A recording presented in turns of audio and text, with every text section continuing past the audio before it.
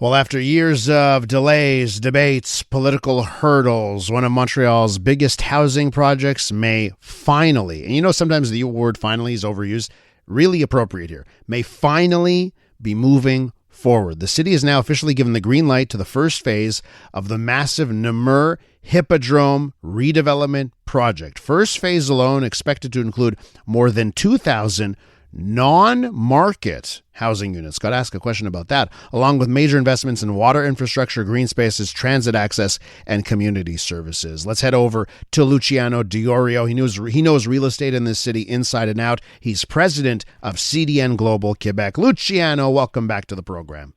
Hello there, Elias. How are you? I'm doing well. Okay, so is it for real this time, Luciano? The promised land of Hippodrome development, is it for real this time? Yeah, ironically, there's no photo finish here. This has been such a long track, and it's a real estate development that hasn't seen the light of day, but it seems like they've got the right partners in place, and they've got the right people listening at both levels of government, municipal and provincial government. So it seems like they're going to be out of the ground as of spring of 2027. They're going to be building about 2,400 units there. You mentioned that there's going to be units that are non-market. They call them non-market. So these units are going to be not subject to any market conditions. They're going to be controlled by not-for-profit groups that are going to basically, get those units in the hands of people that need them and make it for affordable housing for those people. What's in it for the builders, the non-market stuff? Is this just a condition to just build the stuff that will make a profit? Can you explain how that works, the off-market housing? Yeah, I'm actually not quite sure, but I can tell you this, is that this particular project is kind of unique because they're asking for a tax break on the real estate taxes on that land, because of course there's going to be they're looking to put 20,000 new units on that on the racetrack over the next few years as they build the different phases there. So I'm going to say that most likely this break on the taxes is going to help put those non-market units. Gotcha. And what we're talking about here, I don't know if you can put it in perspective with other developments in the city. This is like building a whole brand new neighborhood from scratch, and a large one, right? Like at the end of the day, we're talking tens of thousands of homes, right?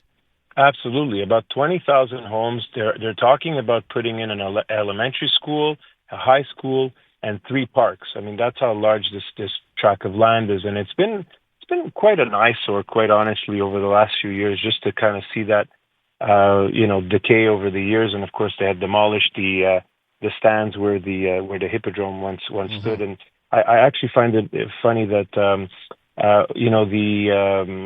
gates that were used for the famous E-race, I don't know if you remember that, Elias, but that E-race that sunk a mayor a few years back. Who could forget? Yeah. Right. So some of those guardrails that were used back for that E-race are now along Jean Talon West as you drive west of the Carry, along the site of Hippodrome Bluebonnets. So, gotcha. So, you referenced it a bit in one of your previous answers that, the right people are in place here politically. Let's say it's still Projet Montreal, and I don't mean to make you get political here, but let's say it was still the last administration. Would this still be moving ahead? I think so. Okay. I think so. Honestly, I think so, because it needs to move. And it's such a well-positioned piece of land, quite honestly. You're at Namur Station on the Orange Line of the Metro. There is a need for this type of housing, and just in general, I think it's going to be great for the neighborhood. You saw what was done on the eastern side of the Carry, which is what they call the Triangle de Carry, which is like mountain sites, the Carry, in that area there. So not too far. So I think it's just a natural progression of what's going to come in that neighborhood. Well, that's good to know. We're here with Luciano Diorio. He knows real estate inside and out in this city. He's president of CDN Global Quebec. So, Luciano, before I let you go, I want to get to one other story, and that is all this talk of the future bank, the defense bank, right? That international defense bank, and Montreal is vying to be the home of this bank.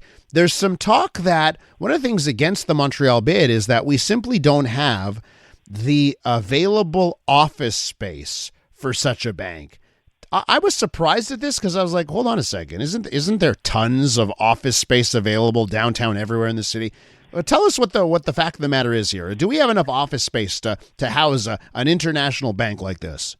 So there's office space available in the wrong class of building, and I think this is where it's important to make that distinction. A AAA tower, like a Mille de la Gauchetière, like a 1250 René Lévesque, like a One Place Marie, those buildings are doing very well. And you and I spoke about it a few times, where there's been a flight to quality. So those towers are showing, vacancy at about 5-6%. And some of the Class B buildings, some of the older buildings in the city, are showing about 15 to 20% vacancy. So I'm going to assume that this bank is going to want a more prestigious tower. And so the issue is that if you're looking for 50,000 square feet or more in this city, it's going to be a challenge for them to find that. And when I say 50,000 square feet or more, 50,000 square feet of contiguous office space. And just as a reminder, we figure you need about 150 square feet per employee, which is kind of the norm in the business. So you're looking at, if the bank comes in with 350 employees and they want them to be in the same building and over contiguous floors, they'll have a hard time finding it in a prestigious building. Gee, could they take a B-level building and convert it into something that meets those high standards? Perhaps. I think it's just a matter of the willingness of the property owner to invest to invest in the building and make it and upgrade it. But it'll take some time. So it all depends on how much time they need to install themselves. If they want to be up and running in the next few quarters, I think it's going to be a challenge. Luciano, real great information this morning. Thanks so much for hopping on. Thank you. Luciano Diorio, president of CDN Global Quebec. Canadian women are looking for more out of themselves, their businesses, their elected leaders, and the world around them. And that's why we're thrilled to introduce the Honest Talk podcast. I'm Jennifer Stewart. And I'm Catherine Clark. And in this podcast, we interview Canada's most inspiring women. Entrepreneurs, artists, athletes, politicians, and newsmakers, all at different stages of their journey. So if you're looking to connect, then we hope you'll join us. Listen to the Honest Talk podcast on iHeartRadio or wherever you listen to your podcasts.